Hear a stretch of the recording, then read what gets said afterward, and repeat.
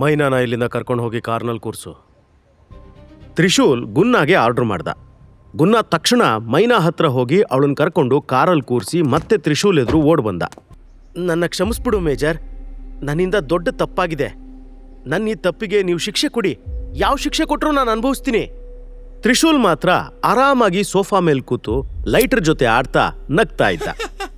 ಸ್ವಲ್ಪ ಟೈಮ್ ಮೊದಲು ಯಾರೋ ಏನೋ ಹೇಳ್ತಾ ಇದ್ರಪ್ಪ, ನನ್ನ ಕಾಲಿಗೆ ಬಿದ್ದು ಕ್ಷಮೆ ಕೇಳಬೇಕು, ನನ್ನ ಅಪ್ಪನೂ ಕಾಲಿಗೆ ಬೀಳಬೇಕು, ಅವರೂ ಕ್ಷಮೆ ಕೇಳಬೇಕು, ಎಕ್ಸೆಟ್ರಾ ಎಕ್ಸೆಟ್ರಾ. ತ್ರಿಶೂಲ್ ಮಾತು ಗುನ್ನ ಕನ್ಫ್ಯೂಷನ್ ಹೆಚ್ಚು ಮಾಡ್ತು. ಗುನ್ನ ಅವನ ಕಾಲು ಹಿಡ್ಕೊಂಡು, ಅದು ಅದು ಅವನ ತಲೆ ಸರಿ ಇಲ್ಲ ಮೇಜರ್, ಏನೇನಾದರೂ ಮಾತಾಡ್ತಾ ಇರ್ತಾನೆ. ನೀನು ಮೈನಾನ ಕೊಲ್ಲೋಕೆ ಹೊರಟಿದ್ದೆ ಅಲ್ವಾ? ಗುನ್ನ ತನ್ನ ಕೈ ಮುಗೀತಾ, ತಪ್ಪಾಯ್ತು ಮೇಜರ್. ತ್ರಿಶೂಲ್ ಯಾರೋ ಸಾದಾ ಸೀದಾ ಆಸಾಮಿ ಅಲ್ಲ ಅನ್ನೋದು ವಿಕ್ಟರ್ಗೀಗ ಅರ್ಥ ಆಯಿತು.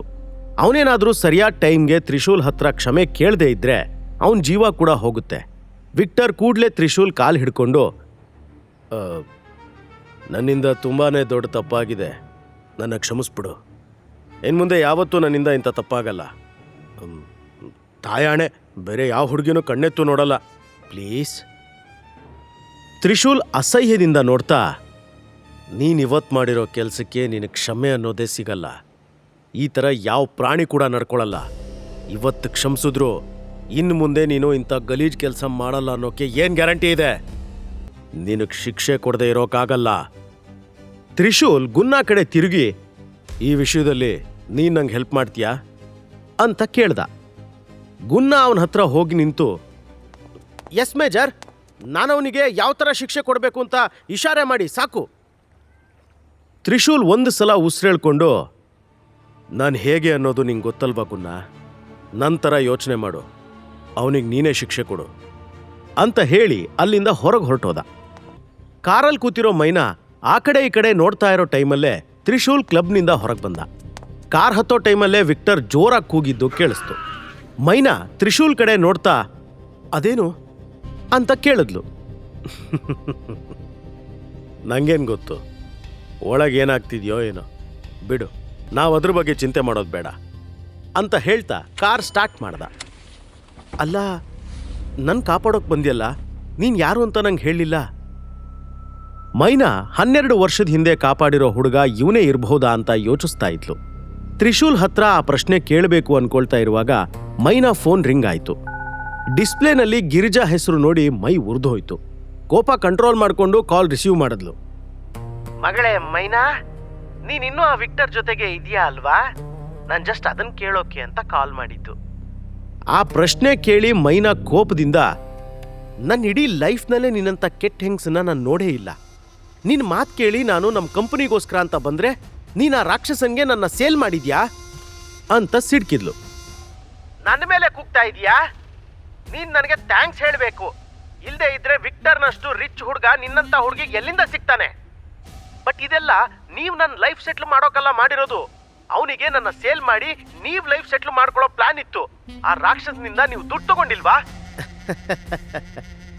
ನಿನ್ನ ಅಜ್ಜಿಗೂ ಇದೆಲ್ಲ ಗೊತ್ತಿತ್ತು.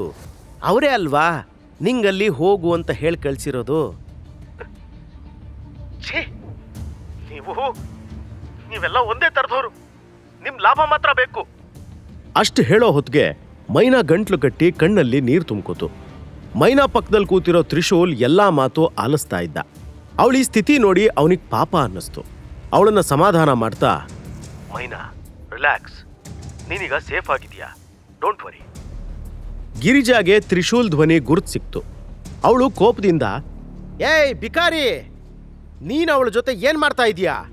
ನಮ್ರತಾ ಜೊತೆ ಡೈವೋರ್ಸ್ ಆದ್ಮೇಲೆ ಕೂಡ ನೀನ್ ನಮ್ಮ ಫ್ಯಾಮಿಲಿ ಹಿಂದೆ ಬರೋದು ನಿಲ್ಸಿಲ್ವಾ ಅಂತ ರೇಗಿದ್ಲು. ಗಿರಿಜಾ ಮಾತು ಕೇಳಿ ಮೈನಾ ಶಾಕ್ ಆಗ್ಬಿಟ್ಲು. ತ್ರಿಶೂಲ್ ಇನ್ಯಾರೂ ಅಲ್ಲ, ನಮ್ರತಾ ಎಕ್ಸ್ ಹಸ್ಬೆಂಡ್ ಅಂತ ಅವಳ ಮೈಂಡಲ್ಲಿ ಒಂದು ಕ್ಷಣನೂ ಹೊಳೆದಿರಲಿಲ್ಲ. ಬಟ್ ಮೈನಾಗೆ ಗಿರಿಜಾ ಮಾತು ಕೇಳ್ತಾ ಇರೋಕೆ ಸಾಧ್ಯ ಇರಲಿಲ್ಲ. ಅವಳು ಫೋನ್ ಕಟ್ ಮಾಡಿಬಿಟ್ಲು. ನನ್ನ ಲೈಫೇ ಸರಿ ಇಲ್ಲ. ಇಷ್ಟು ವರ್ಷ ಯಾರಿಗಾಗಿ ಕಾಯ್ತಾ ಶರ್ಮಾ ಫ್ಯಾಮಿಲಿಯ ಎಲ್ಲ ಮಾತನ್ನ ಫಾಲೋ ಮಾಡ್ತಾ ಬಂದಿದ್ನೋ ಆ ಹುಡುಗ ಕೈ ಕೊಟ್ಟ. ಒಂದಲ್ಲ ಒಂದಿನ ಅವನು ಬಂದು ಆ ನರಕದಿಂದ ನನ್ನ ಪಾರ್ ಮಾಡ್ತಾನೆ ಅನ್ಕೊಂಡಿದ್ದೆ. ಬಟ್ ನಾನು ಜಸ್ಟ್ ಅವನ ಮಾತಿಗೆ ಮರುಳಾಗಿ ನನ್ನ ಲೈಫೇ ಹಾಳು ಮಾಡಿಕೊಂಡೆ. ಈಗ ಅಜ್ಜಿ ಕೂಡ ಛೇ. ಆ ಪರಶಿವ ಏನೇ ಮಾಡಿದ್ರೂ ನಮ್ಮ ಒಳ್ಳೇದಕ್ಕಾಗೇ ಇರುತ್ತೆ. ಅವನು ಯಾವತ್ತೂ ನಮಗೆ ಕೆಟ್ಟದ್ದು ಮಾಡಲ್ಲ ಅಂತ ಹೇಳಿ ಕಣ್ಣೊರೆಸ್ಕೊಳ್ಳೋಕೆ ಅವಳಿಗೆ ಕರ್ಚಿಫ್ ಕೊಟ್ಟ. ಐ ಆಮ್ ಸಾರಿ, ನಾನು ನಿನಗೆ ಒಂದು ಥ್ಯಾಂಕ್ಸ್ ಕೂಡ ಹೇಳಿಲ್ಲ. ನೀನಿವತ್ತು ಸರಿಯಾದ ಟೈಮಿಗೆ ಬರದೇ ಇದ್ದಿದ್ರೆ ನನ್ನ ಲೈಫ್ ಏನಾಗ್ತಿತ್ತೋ ಏನೋ. ಹೌದಾ, ಬಟ್ ನಾನು ಬಂದಿದ್ದು ತುಂಬಾ ಲೇಟ್ ಆಯಿತು ಅಂತ ನನಗನ್ನಿಸ್ತಾ ಇದೆ ಅಂತ ಕಳೆದ 3 ವರ್ಷ ಸೇರಿಸಿ ಹೇಳಿದ್ದ. ಬಟ್ ಆ ಮಾತು ಸಣ್ಣಕ್ಕೆ ಹೇಳಿದ್ದ. ಮೈನಾಗೆ ಅವನು ಹೇಳಿದ್ದು ಕೇಳಿಸ್ಲಿಲ್ಲ. ನನ್ನನ್ನು ವಿಕ್ಟರ್ ಹತ್ರ ಕಳಿಸಿದ್ದಾರೆ ಅನ್ನೋದು ನಿಂಗೆ ಹೇಗೆ ಗೊತ್ತಾಯಿತು?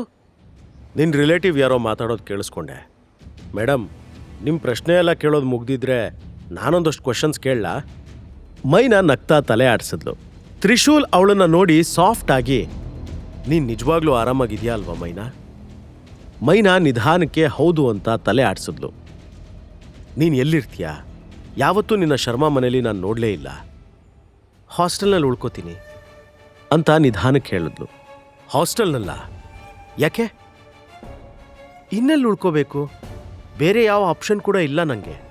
ತ್ರಿಶೂಲ್ 1 ಸೆಕೆಂಡ್ ಅವಳನ್ನೇ ದಿಟ್ಟಿಸಿ ನೋಡಿ, ಅಲ್ಲ, ನಿಂಗೆ ಜಾಗ ಬಿಟ್ಟು ಬೇರೆ ಎಲ್ಲಾದರೂ ಒಳ್ಳೆ ಕಡೆ ಉಳ್ಕೋಬೇಕು ಅಂತ ಅನ್ಸೋದೇ ಇಲ್ವಾ?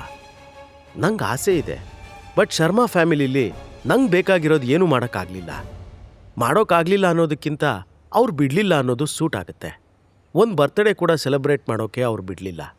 ನಾನು ಹುಟ್ಟಿದಾಗಿಂದ ಆ ಫ್ಯಾಮಿಲಿಗೆ ಗ್ರಹಣ ಹಿಡಿದಿದೆ ಅಂತ ಆ ಗಿರಿಜಾ ಯಾವಾಗಲೂ ಹೇಳ್ತಾರೆ. ನಾನು ಅವ್ರ ಫ್ಯಾಮಿಲಿಗೆ ಒಂದು ಶಾಪ ಅಂತೆ. ತ್ರಿಶೂಲ್ ಶಾಕ್ ಆಗಿ, ನೀನು ಇಲ್ಲಿವರೆಗೂ ನಿನ್ನ ಬರ್ತ್ಡೇ ಸೆಲೆಬ್ರೇಟ್ ಮಾಡಲೇ ಇಲ್ವಾ?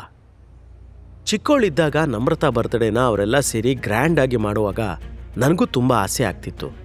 ಬಟ್ ಟೈಮ್ ಹೋಗ್ತಾ ಅದೆಲ್ಲ ಸುಮ್ಮನೆ ಅನ್ನಿಸ್ತು. ಮೈನಾ ಆ ಮಾತು ಹೇಳ್ತಾ ಇದ್ರು ಅವಳ ಕಣ್ಣಲ್ಲಿ ಬೇಸರ ಎದ್ದು ಕಾಣ್ತಿತ್ತು. ಸ್ವಲ್ಪ ಟೈಮ್ ನಂತರ ಅವರಿಬ್ಬರು ಮೈನಾ ಹಾಸ್ಟೆಲ್ ರೀಚ್ ಆದರು. 12 ವರ್ಷದ ಹಿಂದಿಂದ ಯಾರನ್ನ ನೋಡಬೇಕು ಅಂತ ಕಾಯ್ತಾ ಇದ್ನೋ ಅವಳೀಗ ಅವನು ಮುಂದಿದ್ಲು. ಸೊ ಅವಳಿಗಾಗಿ ಏನು ಬೇಕಾದರೂ ಮಾಡೋಕ್ಕೆ ರೆಡಿ ಇದ್ದ. ತಕ್ಷಣ ತ್ರಿಶೂಲ್ ಫೋನ್ ತೆಗೆದು ಸಂಜೀವ್ಗೆ ಕಾಲ್ ಮಾಡ್ದ. ಹಲೋ ಸಂಜೀವ್, ಇಮಿಡಿಯೇಟ್ ಆಗಿ ಇಡೀ ಕಾರವಾರದಲ್ಲಿ ತುಂಬಾ ಕಾಸ್ಟ್ಲಿ ರೆಸಾರ್ಟ್ ಯಾವುದಿದೆಯೋ ಅದನ್ನು ಬುಕ್ ಮಾಡಿ. Okay sir. ಯಾವ ಡೇಟ್ಗೆ? ಅಕೇಶನ್ ಏನು sir? 28th December, birthday celebration. Okay sir, ಅರ್ಥ ಆಯಿತು, ನಿಮ್ಮ ಕೆಲಸ ಆಗುತ್ತೆ. ನೆಕ್ಸ್ಟ್ ಡೇ ಮಾರ್ನಿಂಗ್ ನಮ್ರತಾ ತಾಯಿ ಗಿರಿಜಾಗೆ ಒಂದು ಕಾಲ್ ಬಂತು. ಅದು ನಾಯಕ್ ಗ್ರೂಪ್ಸ್ನಿಂದ ಬಂದಿದೆ ಅನ್ನೋದು ಆ ಸೆಕ್ರೆಟರಿ ಹೇಳಿದ ಮೇಲೆ ಅವಳಿಗೆ ಗೊತ್ತಾಗಿದ್ದು. ಗುಡ್ ಮಾರ್ನಿಂಗ್ ಮಿಸಸ್ ಶರ್ಮಾ, ನಾನು ಕಾಲ್ ಮಾಡಿರೋ ವಿಷಯ ಏನಂದ್ರೆ, ನಿಮಗೆ ನಿಮ್ಮ ಮಗಳ ಬರ್ತ್ಡೇ ಸೆಲೆಬ್ರೇಷನ್ ಬಗ್ಗೆ ಒಂಚೂರು ಕೂಡ ಟೆನ್ಷನ್ ಮಾಡ್ಕೊಳ್ಳೋ ಅಗತ್ಯ ಇಲ್ಲ. ಸಂಜೀವ್ ಸರ್ ಎಲ್ಲ ಖರ್ಚು ನೋಡ್ಕೊಳ್ತಿದ್ದಾರೆ. ಮಿಸ್ ಶರ್ಮಾಗೆ ಒಂದು ಸರ್ಪ್ರೈಸ್ ಕೂಡ ಪ್ಲಾನ್ ಮಾಡಿದ್ದಾರೆ. ವಾಟ್? ಸಂಜೀವ್ ಪಾಟೀಲ್ ಅವರ ನಾಯಕ್ ಗ್ರೂಪ್ಸ್ ಜನರಲ್ ಮ್ಯಾನೇಜರ್ ಅಲ್ವಾ? ನನ್ನ ಮಗಳೀಗ? ತಮಾಷೆ ಮಾಡ್ತಿಲ್ಲ ತಾನೆ? ನೋ ಮ್ಯಾಮ್, ತಮಾಷೆ ಅಲ್ಲ. Super news. Thank you. Okay ma'am, birthday ದಿನ ಮೀಟ್ ಆಗೋಣ. ಗಿರಿಜಾ ಕಾಲ್ ಕಟ್ ಮಾಡಿ ಫುಲ್ ಖುಷಿಲಿದ್ಲು. ನೋಡ್ ನಿಮ್ಮಿ, ಆ ಬೆಗ್ಗರ್ ತ್ರಿಶೂಲ್ ನಿನ್ನ ಲೈಫಿಂದ ಹೋಗಿದ್ದೆ. ಗುಡ್ ಲಕ್ ಎಲ್ಲ ನಿನ್ನ ಹುಡುಕೊಂಡು ಬರ್ತಿದೆ. You are really lucky Nimmi. ಸಂಪೂರ್ಣ ಕಥೆ ಕೇಳಲು ಪಾಕೆಟ್ FM ಅಪ್ಲಿಕೇಶನ್ ಡೌನ್ಲೋಡ್ ಮಾಡಿ. ಲಿಂಕ್ ಡಿಸ್ಕ್ರಿಪ್ಷನ್ ನಲ್ಲಿದೆ.